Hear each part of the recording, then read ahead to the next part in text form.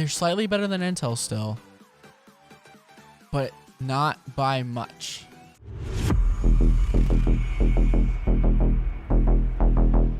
Let's talk about Zen 4 and the garbage it is. It doesn't seem good at all. Like, I don't know why people want to use this. So they showed it like a couple days ago. Like, cool. First of all, okay. The fact that like one of their opening slides is we're on new nanometer, it's always a bad sign. Because if nanometer count is your thing of performance, which it is for many people I've found, that's not a good thing. Because according to that, Apple's 3 nanometer M2 or whatever they're coming out with later this year will be the best. No, it's not. Hey, here's what I care about though. New IO die. You know what that means? Can we pull more out of the memory controller? Better FCOK? Probably not, but if we can, that's really cool actually. Because FCOK is one of those things that you need to get as high as you can for an AMD CPU. We all know this. That's why it's such a big deal to get like. That's why AMD last time with Zen 3 marketed like, dude, you can run 4,000 with 2,000 FCOK. It's really rare, but you can, so it's not false marketing. That's one thing you got to remember about these slides also. AMD's marketing here. They're not going to tell you the truth. They're going to tell you what makes them look the best. So take that as you wish. It's the truth. And they don't say much about it. I mean, okay, this is actually one thing I do like though. An iGPU is such a big deal, such clutch. The amount of times I've had to use an iGPU because I've messed up my my driver is insane. So yeah, that just kind of fixes lower power, maybe less heat, but I don't know how hot. The IO die didn't get insanely hot, I remember. I mean, it's not like that's what's heating up the CPU. No, it's the actual chiplets itself. Huh. And then DDR5 and PCIe 5. Obviously, DDR5 is cool. You get more out of it on Intel because you can run like 7,000 C31T or something insane and get insane FPS. But yeah, PCIe Gen 5, I don't know how to feel about it. Like, it's cool, but it's one of those things like we're not using Gen 4 yet. We're not using Gen 4 at all. Like, I'm not gonna like if I can switch to Gen 3 on my GPU and I won't probably get an FPS lost or nothing that would actually like matter. So think about that when you're like, oh, I gotta get the CPU because it has Gen 5 on. It has more Gen 5 as any of that. No, you don't. No. And then it's like, so like more cash is always good. Around like more cash, because you know you want more cash. Like in life, you want more money. I want more money. I want more money. I just do. Is that a problem? I don't think so. 15% single thread uplift. Hooded Portal just said it in the chat. Like 15% single thread, around 12% of that's clock speed. It's like, yeah, let's do some calculations here. According to my calculations. Oh, great. Can I make this bigger actually? View. Edit. Okay, no, I can't. All right, so if I do 5,500, which is what it was running, divided by 5. What could these chips run? We'll say 4,900. It's 12%. Boom! I exactly hit it. That's where half the FPS comes from, or half the percentage uplift. Now, like for example, maybe it's 5,500 divided by 5,000. Well, 10%. If anything, the IPC improvements is much less than it was on Zen 3. Zen 3 got all its main thing from IPC. Clock speed was just a little bit. But we all also know that AMD doesn't scale well with clock speeds at a certain point. It's the same thing. Like every time I work on an AMD PC, once you hit 4.7 gigahertz, I'm like, let's just lower the voltage. Because that's going to be a bigger deal, just keeping the PC cold. Especially for people during the summer. So that's obviously a big deal. DDR5 is cool depending on what it can run DDR5. Typically they have good memory controllers, so that's a great thing to see. New nodes, cool. It's gonna be more temperature dense, so you're gonna have to keep these things cold.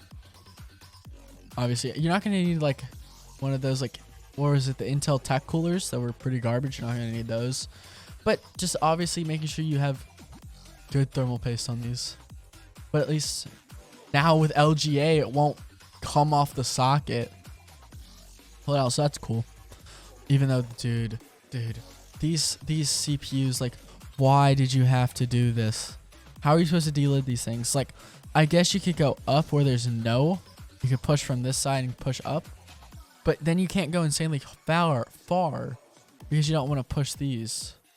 Because if you hit one of those, you might ruin your chip depending on how important they are.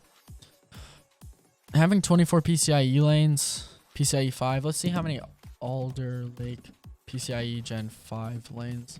I want to see how many of these have. 16. Where are these? So is that just for the I think that's just on the GPU for right now. Or maybe it's also on M.2 or something. Like still right now, even if I had to run 8 lanes on Gen 4 and 4 on the M.2, I'd be fine with it. Wouldn't matter. So that's cool. Like PCIe Gen 5 right now is just marketing. It doesn't matter. There are Gen 5 SSDs apparently coming out soon, but connectivity, this is cool. Same reason I like the Unify X. I don't use all these USB ports, but you might as well get them. Like I need 3 USB ports on my PC right now. I need a keyboard, a mouse, and an Ethernet. No, not Ethernet. I need my Astro Mix amp, which is still optional actually. Like I don't fully need that. So, but still having these, obviously, especially if you're like want a cheap workstation, those will probably be fine because it has to have 16 big cores. And then Wi-Fi 6, who cares? Don't use Wi-Fi for your gaming. Obviously, you need display if you're gonna have an iGPU. You see the new socket. Where's the MSI X670 socket video? Let's see this. Oh, this is interesting. It has 2 chipsets. I believe this is an X670E motherboard, I believe. It looks like an A Pro actually. Where is the video? Did the video get deleted or something?